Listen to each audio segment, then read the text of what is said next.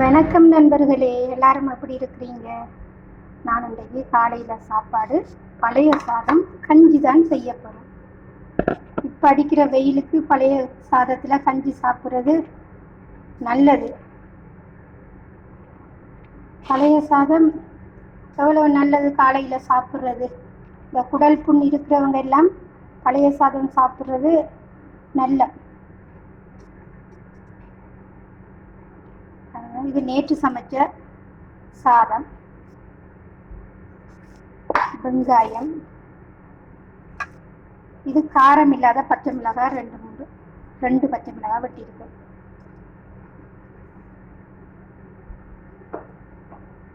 ஒரு கொஞ்சோண்டு தண்ணி,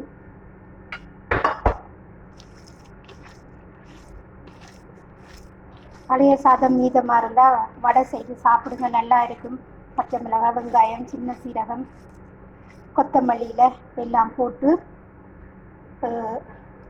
வடை செய்து சாப்பிட்டு பாருங்கள், நல்லா இருக்கும்.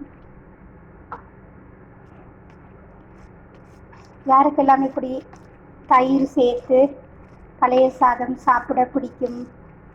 நண்பர்களே, பழைய சாதம் இருந்தால் வேஸ்ட் பண்ணாதீங்க. இப்படி கஞ்சி செய்து சாப்பிடுங்க. ஏதோ ஒன்று செய்து சாப்பிடுங்க, சாப்பாடை வேஸ்ட் பண்ணாமல்.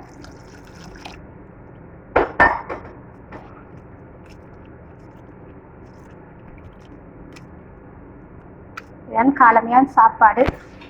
பிடிச்சிருந்தா லைக் பண்ணுங்கள், கமெண்ட் பண்ணுங்கள், சப்ஸ்கிரைப் பண்ணி சப்போர்ட் பண்ணுங்க உறவுகளே.